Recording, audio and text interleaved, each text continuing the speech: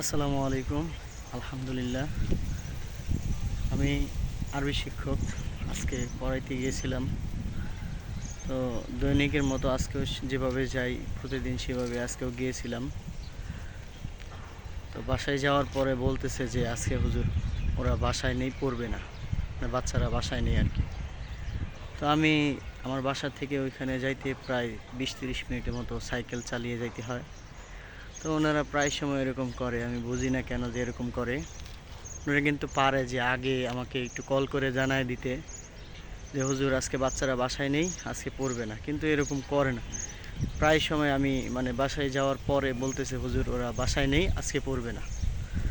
তো এটা একটা কষ্টদায়ক, ওনারা এরকম বুঝেও না বোঝার মতো একটা কাজ করে।